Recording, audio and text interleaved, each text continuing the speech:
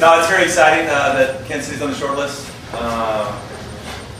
Like the other guys said, be great for this town and kind of showcase what it's all about to the rest of the world. And I know with the renovations there ahead, it should be very exciting. It should be a venue that's definitely can hold a good amount of people and kind of create the pageantry that comes with the World Cup.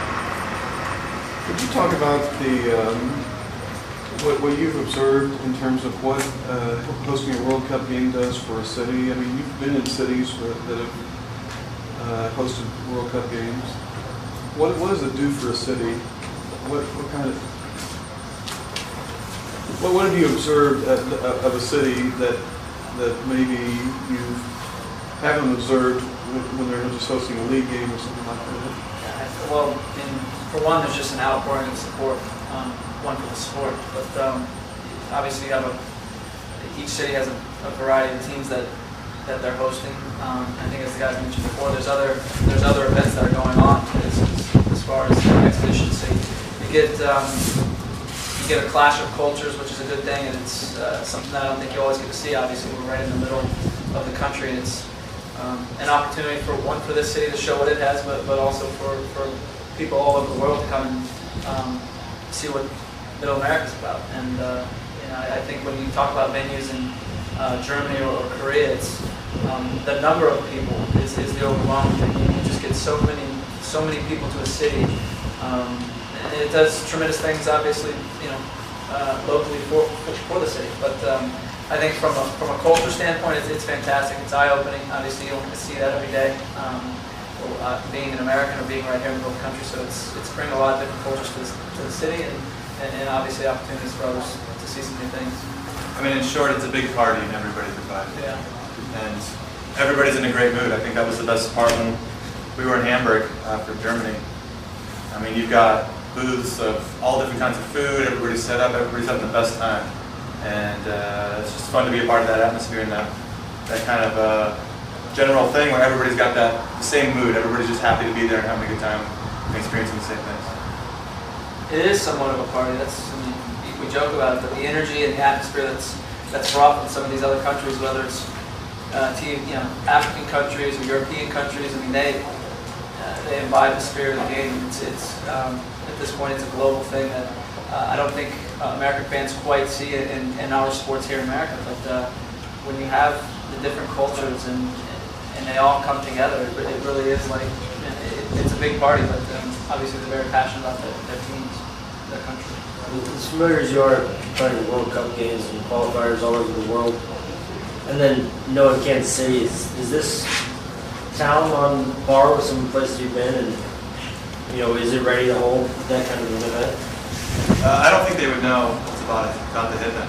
I think if you had a group game, let's say with Ghana against Italy.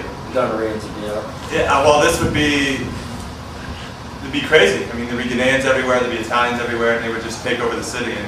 And the people that live here would have no other choice but to embrace what was going on. And I think that's the fun part. You just kind of let yourself go. You take in all the fun cultures that are happening, and you kind of just roll with it. And when it leaves, you're kind of sad that it left. I think once our World Cup experience was over in Germany, it was just kind of sad that it was over because you still want to be part of that party that was still existing.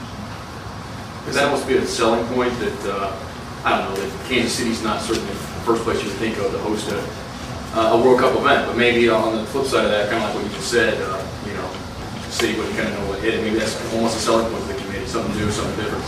Yeah, absolutely. I think we were teenagers when the '94 World Cup came around, and that dates us a bit, but it was very exciting to be a part of. I grew up in Pasadena, so a lot of games were at the Rose Bowl, and there's a little strip called Old Town Pasadena, and it just whatever team was playing, they closed down the street for that country to just party. And when Brazil was in the final, and they won. I mean, they had to shut down 3 miles of this one stretch because there's just all these drums and people on the streets. They had no other choice, and that's what would happen here. I mean, we laugh and we joke about it, but it would just be crazy, and it's a fun crazy. Nobody's looking to get hurt. There's no ton of anything violent or anything. It's just a great atmosphere. It's a big party, and Kansas City would be lucky to have a game, and I hope they get it because it's something they'll never forget. Is the city ready for a party that big and that passionate? Yeah, I think so, absolutely. It's more than capable of hosting an event. We obviously had qualifier here when we came through for 2002 World Cup. We got the stadium, obviously it's being renovated, and the facilities are there in place within this country now. That's an exciting thing for soccer fans alike, and the city's grown tremendously in the last 10 years as well. We just talked about Power and Light District. Obviously, downtown has changed since the World Cup obviously was here in '94, but I think they're more than ready for it. It's a great opportunity. Hopefully the city stands up for it and puts everything forth, and there's a real opportunity there. I think fans from all over the world would flock to the city, and the more games you can get, the more high profile it will be. But I think it's an amazing thing to be part of. I guess even from the economic standpoint, it's got to be a boon to the city to get a game, any game, whether it's a group game or an elimination game, whatever it is. Everybody's going to benefit. So why wouldn't you try to put your best foot forward to make that happen? Peter talked about this a little bit, but last time there was a World Cup in the United States, like a new league was spawned from it. Then every other time the World Cup's happened since then, it always seems like there's a shot in the arm with that summer in attendance or media coverage or whatever. Now that the MLS has the momentum it has, I mean, we're talking 8 years from now, really. But what would that do for U.S. soccer just in general?